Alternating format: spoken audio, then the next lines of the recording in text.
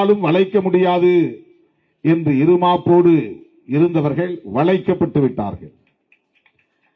பணிய மாட்டோம் என்று கர்வத்தோடு இருந்தவர்கள் பணிந்து விட்டார்கள்.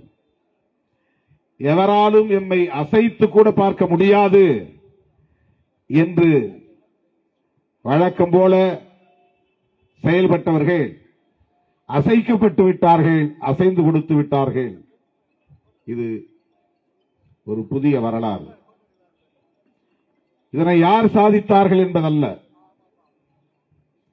இதனால் யாருக்கு பேரும் புகழும் கிட்டும் என்பதல்ல பிரச்சனை.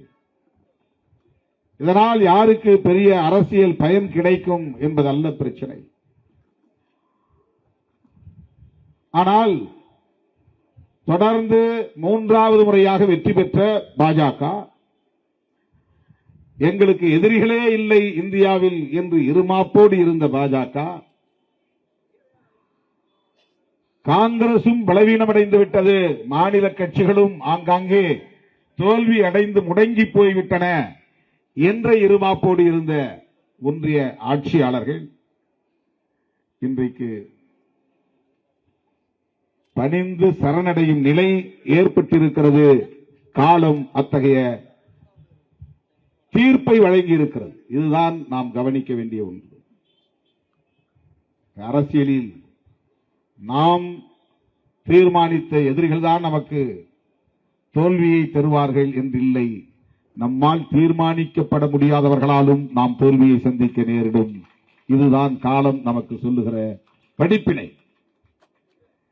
திமுகவை அதிமுக தான் வீழ்த்தும், அதிமுகவை திமுக தான் வீழ்த்தும் என்று மரபு வழி சிந்தித்துக் கொண்டிருந்தவர்களுக்கு இடையில் இரண்டு பேரையும் இன்னொரு கட்சி வந்து வீழ்த்தும் என்று தமிழ்நாட்டு தேர்தல் முடிவு தீர்ப்பளித்திருக்கிறது.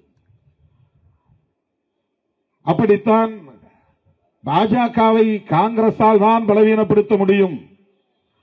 அந்த காங்கிரஸ் பாஜகவை பலவீனப்படுத்தக்கூடிய அளவுக்கு வலிமை பெற்றிருக்கவில்லை என்கிற இருமாப்போடு இருந்த பாஜகவினருக்கு நீ பிஜேபி என்றால் நான் சிஜேபி என்று ஒரு புதிய இயக்கம் உச்சநீதிமன்ற தலைமை நீதிபதியின் தயவால் உருவாகி இருக்கிறது.